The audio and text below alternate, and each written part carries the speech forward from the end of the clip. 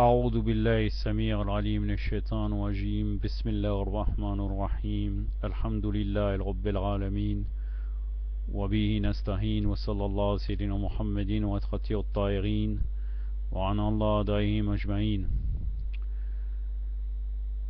Une vidéo en une seule partie sur la bienfaisance dans les relations sociales selon l'enseignement de Ahlul Bayt alayhim salam. Donc là il y aura des hadiths bien sûr de Ahlul Bayt et quelques versets coraniques pour traiter de ce sujet. La bienfaisance, on va la traiter selon 4 aspects généraux. La première, ça sera les règles de la bienfaisance, l'acquittement des droits deuxièmement. Troisièmement, le renoncement en droit. Quatrièmement, la seconde nature. Donc les règles de la bienfaisance, il y aura 3 règles dans les règles de la bienfaisance, 3 méthodes. Non, pardon, il y en aura 5. Donc là, bien sûr, la bienfaisance, ce n'est pas uniquement avec les Shirat Ahlul Bayt, c'est aussi avec toute l'humanité. Car l'imam Ali alayhi salam, il a dit, les êtres humains sont vos frères, soit un frère en religion, soit un frère en création. Donc la bienfaisance est réservée à tout le monde.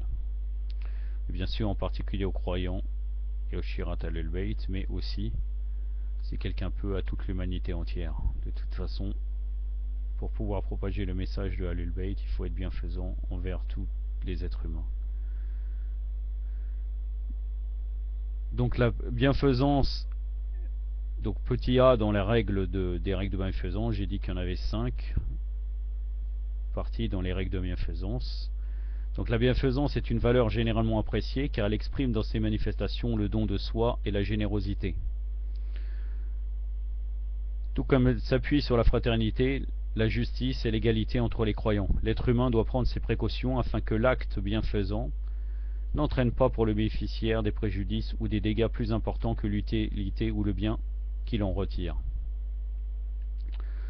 Abu Abdallah Ja'far, donc l'imam Sadiq alayhi salam, a dit à ce propos: notre père nous a réunis un jour pour nous dire: ô mes fils, gardez-vous de léser les droits d'autrui et patientez lors des adversités. Si l'on vous propose quelque chose qui vous porte plus de préjudice que d'utile, ne répondez pas. Ça, c'est dans le livre que j'avais la référence du hadith, c'est dans Wasa al-Shira. C'est un livre que j'avais fait une vidéo pour le présenter, car j'avais dit que dans les savants contemporains, ils citent fréquemment le livre Wasa al-Shira, donc je l'ai présenté, j'ai fait une petite vidéo pour le présenter. Donc là, c'est la référence, c'est Wasa al-Shira. D'ailleurs, la majorité des hadiths que je vais citer, ça va être dans Wasa al-Shira. Donc Wasa al-Shira, volume 11, page 544, hadith numéro 6. Un autre hadith, les imams Sadiq et Kadem alayhi salam ont dit: ne propose pas à ton frère une chose qui est plus préjudiciable pour lui qu'utile pour toi. Donc Wasa al-Shira, volume 11, page 544, hadith numéro 1. Surtout qu'en plus que normalement on doit penser, on doit aimer pour son frère ce qu'on aime pour soi-même. Donc c'est un peu contradictoire si on propose à ton propre frère une chose qui est plus préjudiciable pour lui qu'utile pour toi. La règle numéro B, donc B pour les règles de la bienfaisance: il est meilleur que la faveur soit accordée assez rapidement, qu'elle soit discrète et amoindrie aux yeux de son bénéficiaire. Abu Abdallah Sadiq alayhi salam disait: la faveur ne peut être accomplie que de 3 façons minimes, hâtive et discrète. Si tu la minimises, tu la rends plus importante aux yeux de son bénéficiaire, tu dis je ne t'ai rien donné, c'est quelque chose vraiment de rien du tout, c'est pas quelque chose de répéter tout le temps, regarde je t'ai toujours donné quelque chose, c'est pas comme ça. Donc si tu la minimises, tu la rends plus importante aux yeux de son bénéficiaire. Si tu la caches, tu la rends entière, et si tu la hâtes, tu te l'en félicites. Donc ça veut dire que lui, dès qu'il demande, tu la donnes rapidement, discrètement. Si elle est accordée autrement, tu la mines et tu l'exaspères. Bien sûr, elle peut être donnée autrement, dans le sens que, par exemple, tu n'es pas obligé, on n'est pas obligé de la rendre discrète. Il est mieux, bien sûr, toujours, c'est très recommandé toujours de la rendre discrète, ça évite l'ostentation. Mais tu peux, en essayant de purifier son intention, on peut arriver à se dire, dans ce cas, en pensant réellement à ce moment-là qu'on le fait devant les gens, comme quoi on le fait pour encourager les autres à le faire. Il est possible pour tous les actes recommandés, c'est possible de faire comme ça. Mais il est beaucoup mieux de cacher tous les actes recommandés. Donc là, l'aumône, c'est mieux de la cacher. La référence, c'est Wasa al-Shira, toujours le volume 11, page 542, hadith numéro 1.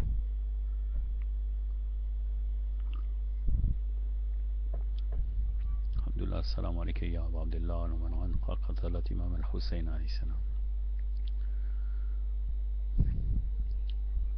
La troisième règle dans les règles de la bienfaisance, c'est remettre la faveur à ceux qui la méritent, et ce sont les meilleurs. Cette règle n'est pas en contradiction avec celle qui stipule d'accorder des faveurs à tout le monde, qui est valable lorsque nous ne connaissons pas les gens. Mais lorsque nous savons qu'un tel est mauvais, il ne mérite pas notre faveur, et dans tous les cas, toute faveur qui lui est accordée est perdue. Elle peut même être préjudiciable à certains moments lorsque la voie de la faveur est rompue par son ingratitude.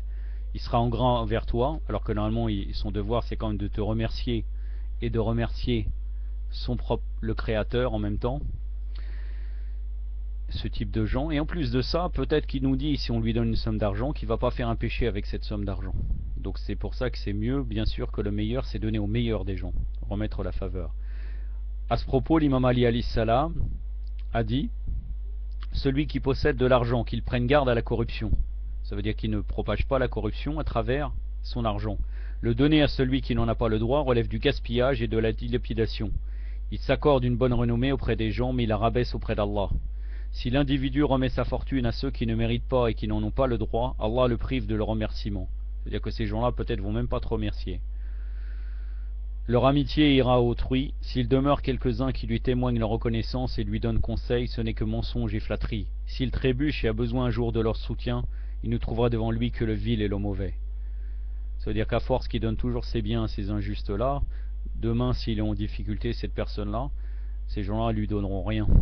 Parce qu'il trouvera qu'uniquement les bienfaits, ceux à qui il a donné la bienfaisance, à ces gens mauvais. Donc forcément, s'ils sont mauvais, ils lui donneront rien. Quiconque remet sa fortune à qui n'en a pas le droit et ne la mérite pas ne recevra en retour que la louange des vils et l'éloge des malfaisants.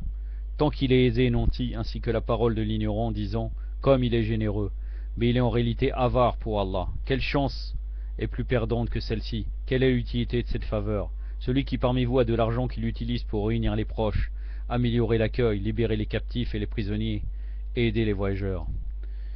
La référence de ça, là, c'est dans Wasa al-Shira, toujours le volume 11, page 532, hadith numéro 3. La quatrième règle dans les règles de la bienfaisance, c'est assumer la charge impliquée dans le bienfait accordé par le Tout-Puissant. En dépensant pour autrui, en faisant le bien avec autrui. Ça veut dire le fait qu'on a des bienfaits qui nous ont été accordés, comme c'est Allah Azzawajal qui nous a donné, on doit le faire en dépensant autrui. Donc cet argent et ce bienfait, on doit le dépenser pour autrui et on fait le bien à autrui. Lorsqu'un individu bénéficie d'une faveur apparente, les gens accourent à lui et demandent son aide, ce qui alourdit sa charge. Ça veut dire qu'il est responsable. Si on montre ses bienfaits, bien sûr c'est bien aussi de montrer les bienfaits qu'Allah Azzawajal nous a accordés, tout en n'étant pas orgueilleux. Donc en fait, comme cela,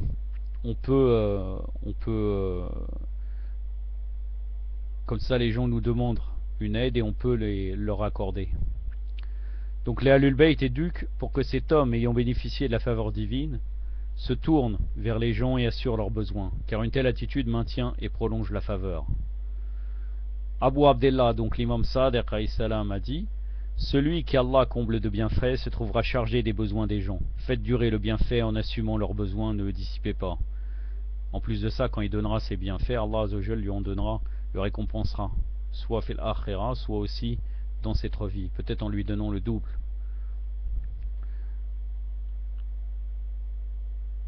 À peine les bienfaits s'en vont qu'ils reviennent aussitôt. Oui, donc c'est exactement ce qu'a dit Imam Sadiq, ce que je viens de vous dire. Donc Wasa al-Shira, volume 11, page 549, hadith numéro 1. L'imam Ali alayhi salam de son côté a dit à ce propos: Allah a des serviteurs qui comblent de ses bienfaits dans le but d'être utiles aux autres serviteurs. Il les maintient dans leurs mains pour autant qu'il les distribue. S'ils en privent les autres, il leur ôte pour les remettre à d'autres. Ça veut dire, si quelqu'un pense qu'en rien donnant, en étant avare, Allah ne va pas lui reprendre ses biens, il se trompe.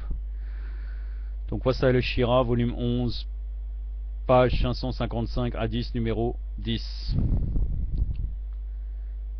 Maintenant la cinquième partie dans les règles de la bienfaisance, c'est le remerciement pour tout bienfait et toute faveur, ce qui assure leur prolongation et leur maintien. L'ingratitude est cause de leur disparition. Une des meilleures façons de remercier est d'être bienfaisant avec autrui. C'est-à-dire on remercie Allah par le bienfait en donnant aux autres.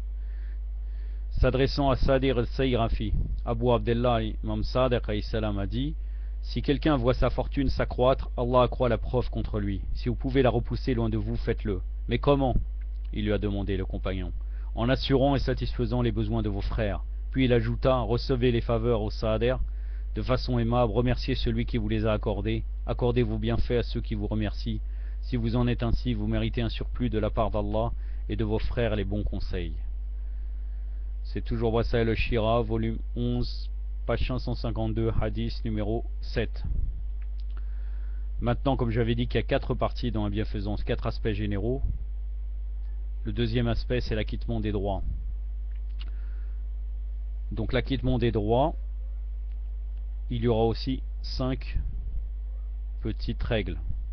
Donc la bienfaisance signifie aussi l'acquittement des droits dont Allah chargea les musulmans pour leurs frères. Parmi ces droits, citons la compassion envers le compagnon, qu'il soit un compagnon de route, d'études ou de travail. Abu Abdullah alayhi salam dit à ce propos: le messager d'Allah sallallahu alayhi wa alayhi a dit: parmi les deux personnes qui se trouvent ensemble, celui qui mérite la meilleure rétribution et qui est le plus aimé d'Allah, gloire à lui, est celui qui est le plus compatissant envers l'autre.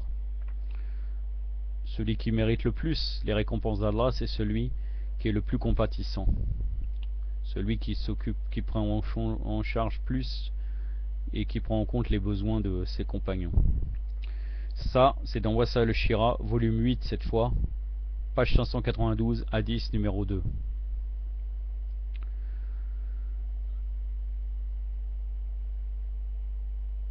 La deuxième règle, assurer le besoin du croyant.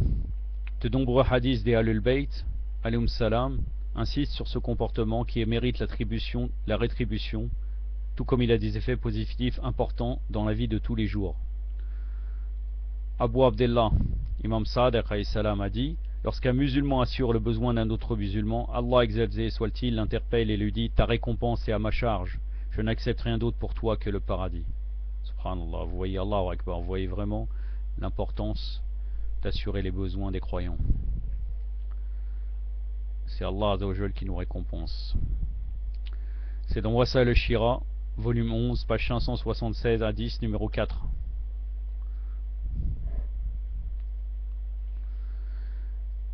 La troisième règle dans la deuxième partie, qui est l'acquittement des droits. Soulager la douleur du croyant lorsque dernier subit un malheur ou une épreuve. Le commandant des croyants, Amir al-Mu'minin Ali ibn Abi Talib alayhi salam, a dit: parmi les actes expiatoires des péchés graves figure le réconfort des affligés et le soulagement des attristés. Ça, c'est dans Nahj al-Balagha, donc c'est à la fin, c'est le Hikam, c'est la sagesse numéro 24, à la fin de Nahj al-Balagha. C'est uniquement des phrases en dehors des discours. La quatrième règle, voiler les défauts des croyants et réfuter le mal qu'il aurait imputé. Parmi les droits des croyants, le fait de taire leurs défauts et les fautes qu'ils commettent par mégarde, ainsi que les mauvais actes qui leur sont imputés, lorsqu'eux-mêmes les réfutent, est très important. On rapporte que l'imam Ali alayhi salam a dit: si un croyant me dévoile un grave péché, je le voile avec mes propres vêtements. Ça veut dire que si quelqu'un dit à quelqu'un: j'ai fait un grand péché, l'imam Ali alayhi salam le couvre. Ça veut dire qu'il ne propagera pas le fait de ça, il ne rabaissera pas. Donc c'est Wasail al-Shira, volume 11, page 593, hadith numéro 1. La cinquième règle,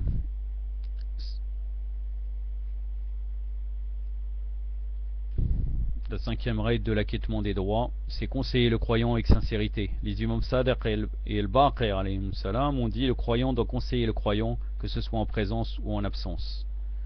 Maintenant, la troisième partie de la bienfaisance, c'est le renoncement au droit. Donc là, il s'agit du troisième aspect de la bienfaisance.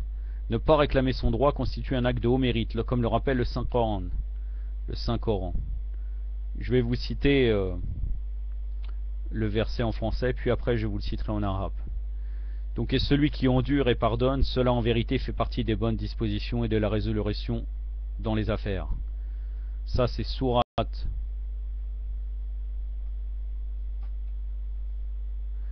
al-Shura, pardon, j'avais un petit problème. Surat al-Shura, donc la consultation, verset numéro 43. Surat al-Shura, verset 43. Je vais vous le citer tout de suite.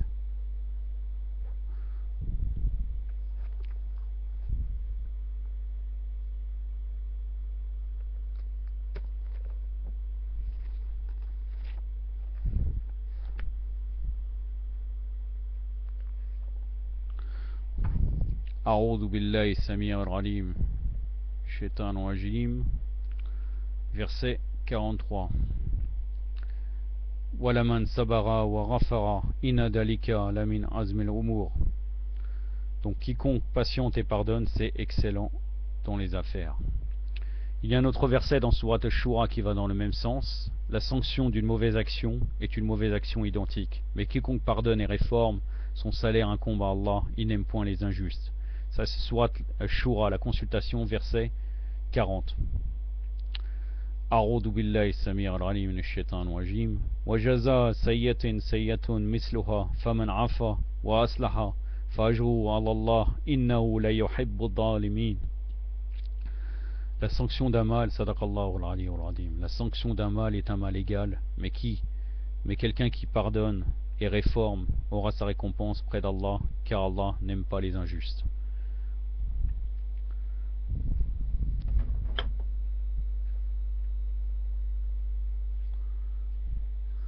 Donc dans le renoncement au droit, nous avons 4 règles. Pardon et grâce. Le pardon, la grâce et l'absolution, et notamment lorsqu'une personne a le moyen de faire autrement, de prendre sa revanche et de punir, sont des vertus dont les effets sont bénéfiques dans la vie sociale, mais également dans l'autre monde. De nombreux récits rapportés des Ahlul Bayt alayhim salam recommandent de pardonner. Abu Abdullah Imam Sadiq alayhi salam a dit, le messager d'Allah a dit, vous devez pardonner, le pardon ne fait qu'élever l'honneur du serviteur. Pardonnez-vous les uns les autres, Allah vous honorera. Wasal al-Shira, volume 8, page 519, hadith numéro 2. Dans Naj al-Balara, nous lisons la parole du commandant des croyants, alayhi salam, pardon. Si tu peux vaincre ton ennemi, que ton pardon pour lui soit un remerciement pour ta capacité à le vaincre. Donc Naj al-Balara, la sagesse numéro 11, toujours à la fin du Naj al-Balara, les Hikam. La deuxième règle dans le renoncement au droit, accepter l'excuse d'autrui. Il est bon de savoir accepter l'excuse de celui qui avait fait du tort, et cela fait partie du renoncement au droit. Le fait que même si tu as raison et que la personne vient te demander pardon, tu dois accepter son excuse. La troisième règle, accorder un délai et acquitter le débiteur. Il s'agit d'un devoir légal stipulé par le Saint-Coran. Et le mieux serait de délier le débiteur et de lui faire don de sa dette. Ça veut dire que quelqu'un t'a prêté de l'argent, et finalement tu lui dis non. Tu sais qu'il n'a pas trop de moyens, tu dis je te laisse, tu ne me dois plus rien. Donc Allah subhanahu wa ta'ala le Très-Haut a dit dans Surat al-Baqarah verset 280, à celui qui est dans la gêne, accordez-lui un sursis jusqu'à qu'il soit dans l'aisance. Mais il est mieux pour vous de faire remise de la dette par charité si vous saviez. Ça veut dire tu peux lui accorder un sursis jusqu'à qu'il soit dans l'aisance, en lui disant tu me prendras quand tu voudras, mais tu peux faire encore mieux, c'est-à-dire de abandonner la dette. Ça veut dire tu ne me dois plus rien, tu lui dis. Donc là, le verset coranique en arabe donne A'udhu billahi samir al-alim minash shaitanir rajim wa ikana du usratin fanaziratun ila masayhatin maysiratin wa an tasaddaqu khayrun lakum in kuntum ta'lamun. Donc si un débiteur est dans la gêne, donnez-lui un sursis jusqu'à qu'il soit dans la facilité, et si vous lui faites l'aumône, cela sera meilleur pour vous si vous saviez. Sadaqallahu al-aliyyul azim.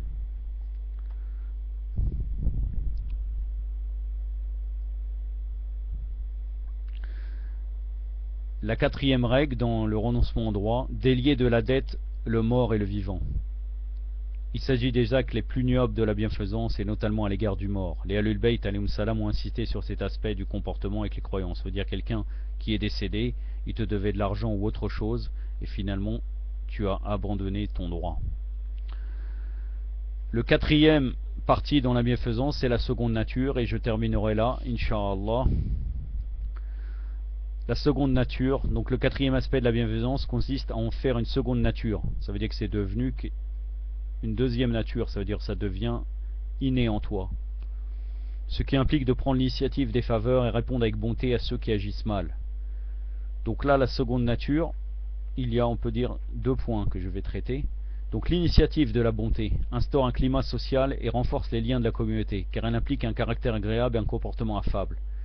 Nous examinons quelques exemples de son comportement, comme la dépense sur les frères, les amis et les croyants d'une manière générale, que ce soit sous la forme de dons légaux ou de présents, c'est-à-dire de dons ou bien même de cadeaux. Les Ahlul Bayt alayhim salam ont traité cette question de manière détaillée en insistant sur le fait qu'elle doit être accompagnée du désir de se rapprocher d'Allah subhanahu wa ta'ala. Toujours notre niya doit être pour Allah azza wa jal, pour lui, uniquement pour lui.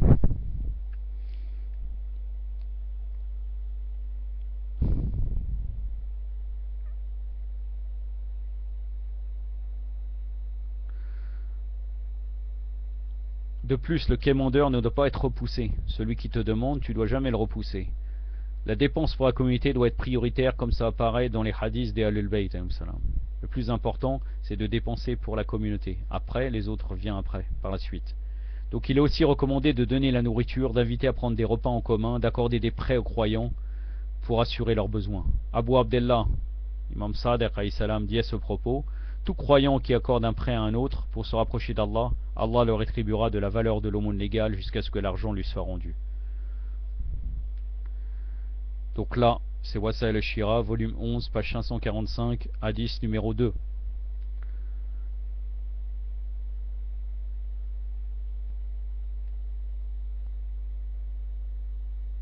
Donc aussi d'être charitable et bienfaisant et bienveillant envers les croyants afin que la joie entre dans leur cœur. Abu Ja'far, l'imam Baqir alayhi salam, a dit, il rapporte la parole du messager d'Allah: qui rend un croyant heureux me rend heureux, et qui me rend heureux rend Allah, gloire à lui, heureux.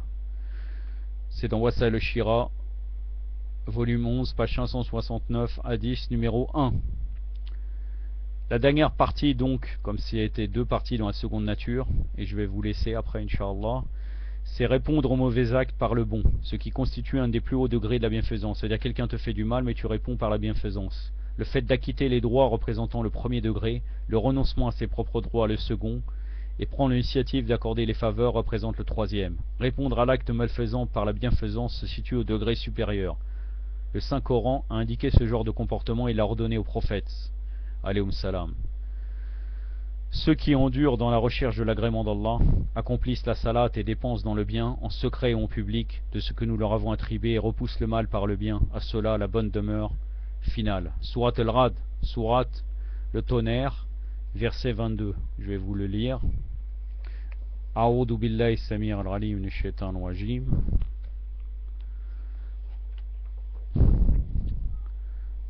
والذين صبروا ابتغاء وجه ربهم وقاموا الصلاة وأنفقوا ممن رزقناهم سرا وعلانية ويدرون بالحسنات السيئات أولئك لهم عقبى الدار. Ceux qui endurent donc sur le chemin d'Allah Azza wa Jal, aspirant au